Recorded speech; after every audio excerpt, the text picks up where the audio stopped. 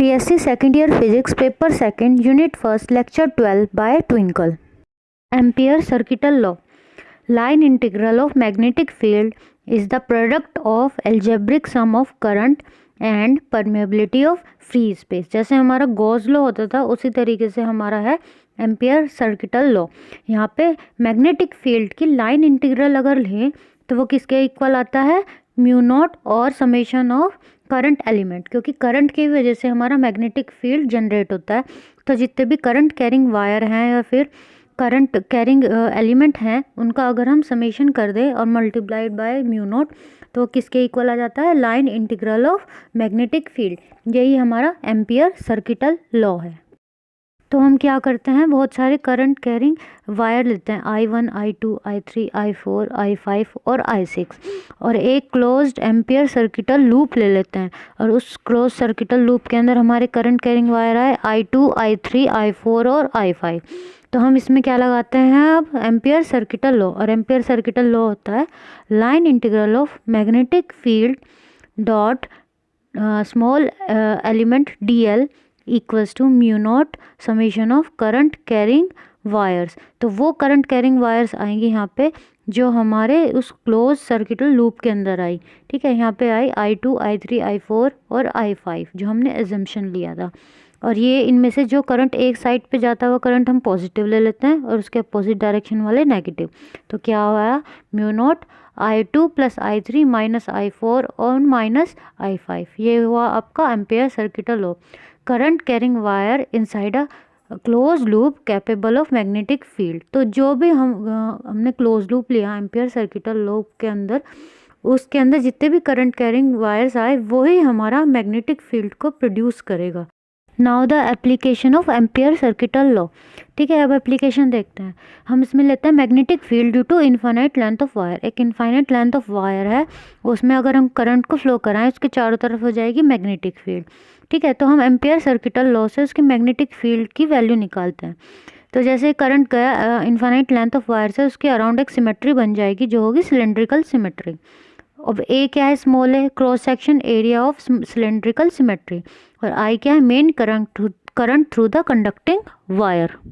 तो इसमें क्या करेंगे, हम एक इनसाइड लेंगे, इनसाइड सर्किटल क्लोज लूप लेंगे और एक लेंगे आउटसाइड क्लोज सर्किटल लूप। तो एक इनसाइड चेक करेंगे कि हमारी सिमेट्री की वजह से हमारे मैग्नेटिक फील्ड क्या होती है, और एक आउटसाइड देखेंगे कि आउटसाइड सिमेट्री की तरफ जब सर्किटल लूप हम लेंगे वहाँ पर हमारी मैग्नेटिक फील्ड क्या होगी इस करंट की वजह से। तो पहला केस हम लेते हैं आउटसाइड। आउटसाइड एक सर्कुलर लूप की एक सिमेट्री अज्यूम कर लेते हैं सर्किटल की। ए क्या है, स्मॉल ए क्या है यहाँ पे, जो हमने सिलेंड्रिकल सिमेट्री में ली, और कैपिटल स्मॉल आर है हमारा कि हमने जो सर्किटल सिमेट्री में ली। अब हम चेक करेंगे कि आउटसाइड पे हमारी सर्किटल लॉ के अकॉर्डिंग क्या मैग्नेटिक फील्ड रहती है।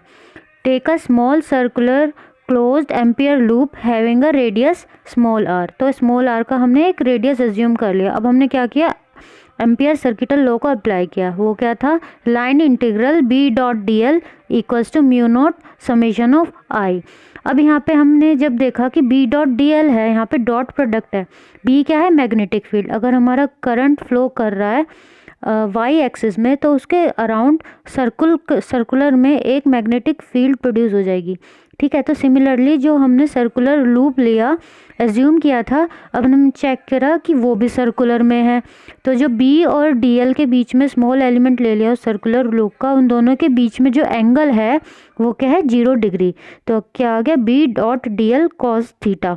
ठीक है, थीटा क्या है यहाँ पे, 0 डिग्री इन दोनों के बीच में। और समेशन I क्या है यहाँ पे, जो टोटल करंट फ्लो कर रहा है हमारा, जो हमने वायर एज्यूम करी वो तो कैपिटल I। तो क्या बन गया, integration B dot DL cos theta mu naught I। Dot product थे यहाँ पे, वो हमने B dot DL cos theta open कर दी। नाउ B क्या है, magnetic field in circular motion through a current carrying wire. ठीक है, अगर हमारा किसी वायर में से जो हमने ले ली Y एक्सिस में उसमें करंट फ्लो कर रहा है तो मैग्नेटिक फील्ड उसके सर्कुलर मोशन में होगी। ठीक है, अब DL क्या है, स्मॉल एलिमेंट लिया हमने सर्किटल एम्पियर सर्किटल लूप का। तो जब हमने सर्कुलर लूप ली जो एम्पियर सर्किटल की थी उसका स्मॉल एलिमेंट ले लिया, वो भी सर्कुलर में ही है। तो B और DL के बीच में क्या एंगल हो गया 0 डिग्री। तो बी डॉट डी एल जो कि डॉट प्रोडक्ट थी वो हमने खोली, B D L cos theta, उनके बीच में जो एंगल था 0 डिग्री, तो B D L cos 0 degree. ठीक है, थीटा 0 डिग्री और बी और डी एल है एक दूसरे के पैरेलल में हो गए यहाँ पर। Now line integral B D L equals to mu naught I हो गया। अब देखने बी तो बाहर ले लिया हमने और इंटीग्रेशन लिया किसका, डी एल का, इक्वल टू म्यू नॉट आई। जो डी एल है वो हमारा सर्कुलर लूप है और उसका इंटीग्रेशन मतलब उसका टोटल एरिया, एरिया क्या है हमने सर्कमफेरेंस ऑफ अ लूप, वो क्या होगा 2 पाई स्मॉल आर, क्योंकि हमने जो सर्किटल लूप लिया था उसका रेडियस लिया था स्मॉल आर आउटसाइड पे। तो B 2 pi R equals to mu naught आई।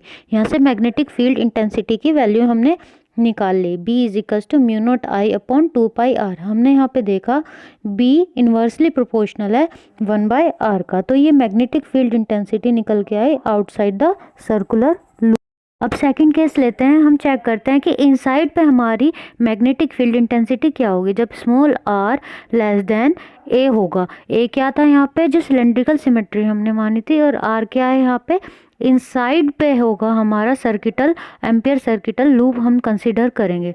अब देखिए जो हमारा मेन करंट था जो हमारे सिलेंड्रिकल सिमेट्री से फ्लो कर रहा था वो डायरेक्टली प्रोपोर्शनल है हमारे एरिया ऑफ द लूप के, तो वो हो गया I directly proportional to pi a r square. अब आई ई क्या है, जो हमने एम्पियर सर्किटल लूप से जो करंट एज्यूम किया वो भी यहाँ से हमारा डिपेंड करेगा area of the loop, but ये जो एरिया होगा जो हम एम्पियर सर्किटल लूप कंसिडर करेंगे वो था स्मॉल आर का, ठीक है, इनसाइड पे, तो वो डायरेक्टली प्रोपोर्शनल होगा पाई आर स्क्वायर के।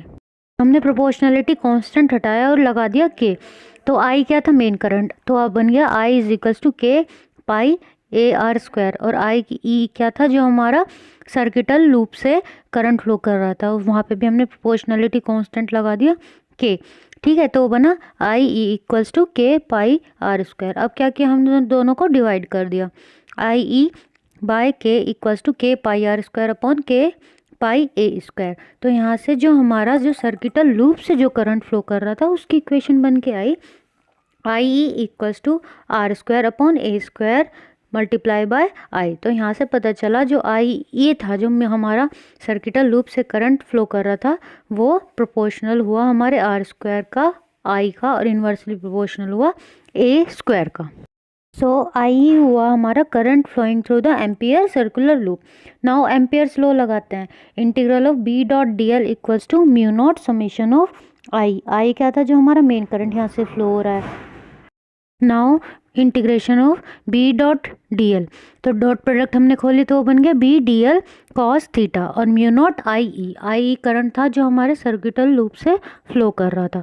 अब हमने पहले भी बताया था कि बी क्या है, मैग्नेटिक फील्ड जो कि सर्कुलर में होगी, और जो डी एल है वो जो स्मॉल एलिमेंट है उसका जो हमने एम्पियर सर्किटल लूप एज्यूम किया था वो भी सर्कुलर में होगी, तो दोनों के बीच में एंगल हो गया हमारा 0 डिग्री, तो वो हो गया B D L cos 0 degree और म्यू नॉट आई ई। अब क्या है कि 0 डिग्री एंगल कॉस 0 डिग्री होता है 1, तो बन गया B D L mu naught आई ई। अब E integration of D L mu naught I E की हम वैल्यू पुट कर देंगे, क्या थी वो R square upon A square multiply by E. अब क्या होगा जो लाइन इंटीग्रल है डी एल का हो गया सर्कमफेरेंस, बट किसका, जो हमने एज्यूम किया सर्किटल लूप वो जिसका था रेडियस स्मॉल आर, तो वो क्या हो गया 2 पाई आर, ठीक है, तो B 2 pi R equals to mu naught are square upon A square I. यहाँ से हम मैग्नेटिक फील्ड की वैल्यू निकाल के लाएंगे, वो बन जाएगी mu naught are square I divided by 2 pi r a square, ठीक है, यहाँ से आर से आर कैंसिल हुआ तो बी बना B equals to mu naught I R upon 2 pi A square. यहाँ से हमने देखा जो बी है वो डायरेक्टली प्रोपोर्शनल है हमारे रेडियस आर के, जो रेडियस किसका था जो हमने माना इनसाइड पे माना जो हमने एम्पियर सर्किटल लूप, तो वो डायरेक्टली प्रोपोर्शनल हुआ आर के, किस केस में, इनसाइड के केस में। Now we plot a graph of magnetic field intensity with respect to the small are, तो हम ग्राफ प्लॉट करेंगे मैग्नेटिक फील्ड इंटेंसिटी का और किसके रिस्पेक्ट में, आर क्या था, एम्पियर सर्किटल लूप का रेडियस था। जैसे जैसे वो इनसाइड से आउटसाइड की तरफ हम सर्किटल लूप को एज्यूम करेंगे हमारी मैग्नेटिक फील्ड इंटेंसिटी क्या होगी। हमने देखा था इनसाइड पे जो मैग्नेटिक फील्ड इंटेंसिटी थी वो डायरेक्टली प्रोपोर्शनल थी हमारे रेडियस आर के, कि हमने इनसाइड पे जो सर्किटल लूप एज्यूम किया था उसके डायरेक्टली प्रोपोर्शनल थी। तो इनिशियली वो क्या होगी, वो इंक्रीज़ होगी, वो मैक्सिमम वैल्यू तक जाएगी। कहाँ तक, जहाँ पे जो है आर क्या है वो इक्वल हो जाएगा हमारे स्मॉल ए के, ठीक है। तो वहाँ पे वो क्या हो जाएगी, हमारी मैक्सिमम हो जाएगी। फिर उसके बाद क्या होगा, हमने चेक किया कि आउटसाइड पे वो है इन्वर्सली प्रोपोर्शनल, ठीक है। तो जैसे जैसे आउटसाइड की बाहर की तरफ जाती जाएगी मैग्नेटिक फील्ड इंटेंसिटी क्या होगी, वो डिक्रीज़ होगी, ठीक है। तो ये हमारा ग्राफ हो गया मैग्नेटिक फील्ड इंटेंसिटी का with respect two ampere circuital loop के रेडियस के।